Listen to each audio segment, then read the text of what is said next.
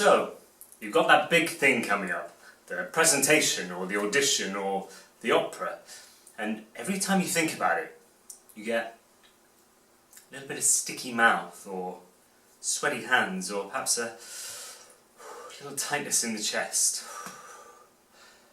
Well, that's anxiety building up inside you, and that chemical response can cause real physical and mental symptoms that can really get in your way come performance day. So here's my top tips on how to turn that anxiety around into something positive and use that energy to make your performance even better come performance day.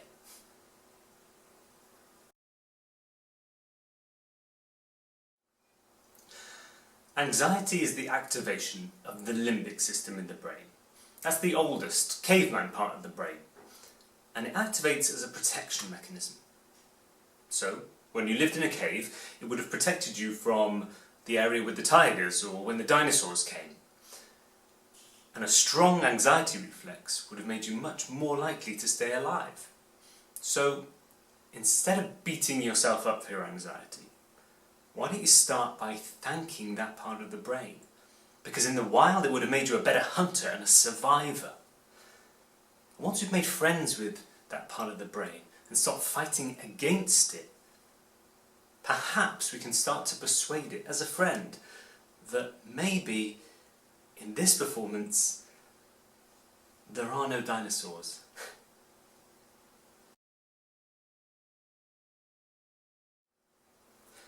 Chemically, the processes for fear and excitement are almost identical. The difference comes in how we interpret them. So, if when you next feel anxious about that big thing coming up, you choose to tell yourself you're excited, your brain might just start to believe it. Take any interview you've ever seen with a top athlete. When the journalist asks them, "Hey, are you nervous?" they almost always respond with, "No, I'm excited to get out there and show what I can do." So next time you feel those anxiety feelings coming, tell yourself you're really excited about the performance coming up. You might just be able to turn that anxiety around.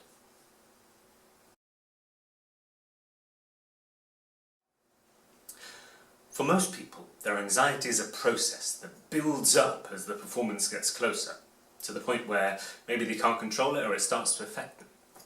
So if at any point you can take a building block out of that anxiety, you'll be one step closer to conquering it.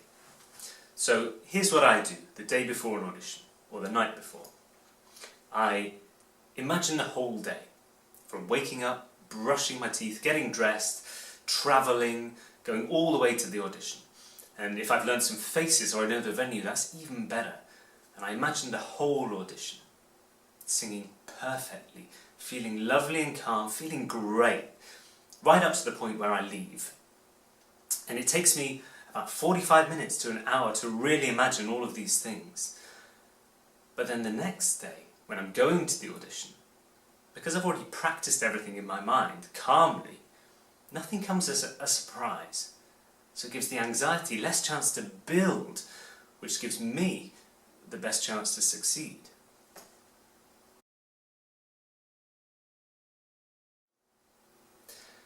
Anxiety comes from the limbic brain, right here at the back. But creativity, that comes from the front part of the brain. And the two can't work together. So, if you can stay creative, staying in this front part of the brain, then you can stay in control of your anxiety. Now, the front part of the brain deals with images and colour and smell and touch and temperature and anything sensory. So, sometimes in an aria, I'll imagine hot fire coming from my hands, or imagine an image playing across the stage in front of me, or imagine the smell of trees as they grow up from the wings of the stage. Anything to keep myself creative, really. Now, if I'm honest, this is just the old imagine the audience naked trick, but this is the real reason why it works.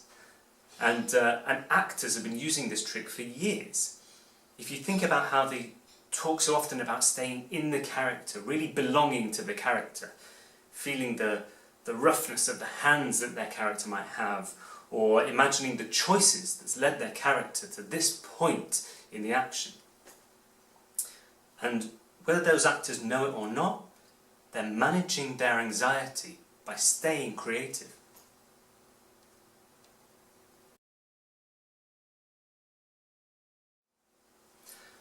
As anxiety builds, one of the first symptoms is that the breath goes shallow, as the body goes into fight or flight mode. But it's not just the body.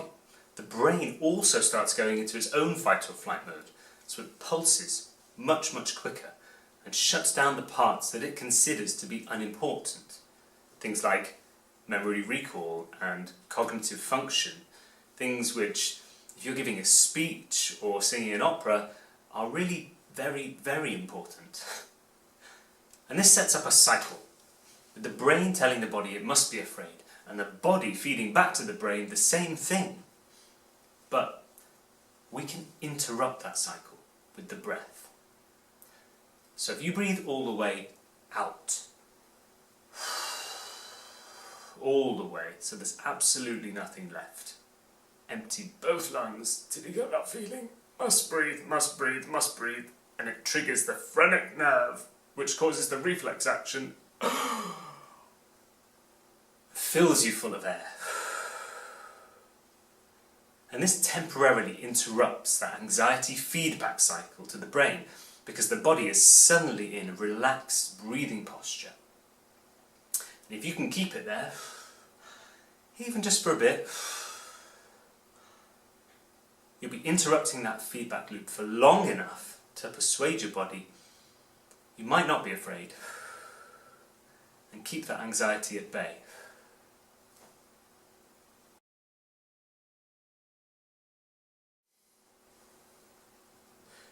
If you can be as prepared as possible, it'll be one less thing to worry about when your performance comes around. Words, language, accompanist, try and have as much of it in the bag as possible. And as part of your preparation, you should also practice performing. I mean, seriously, how many times do you practice your performance without self-analysing, or stopping, or making mental notes? So if you practice like that, of course your brain will go to what it knows when it's under stress, which is self-analysing and overthinking. So give your brain another option. Practice in that performance state and just let it fly. Don't think about it, just practice performing. And if your brain's got another more comfortable option, chances are it will want to take it and bring out the best in your performance.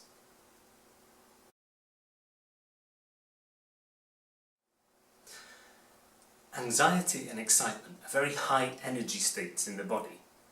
Now, if there's too much energy, you could try some Qigong or Tai Chi or yoga to help balance that energy or help it flow or disperse it. But if you can become comfortable with that energy, you can start to focus it into your performance. I mean, there's a reason why top athletes don't break world records in training. They need that special energy and excitement that comes from competition, the pressure, the anxiety, to lift them to that next level. So, maybe start to see the energy that comes from anxiety as a gift that could make you a champion and lift your performance levels to real greatness.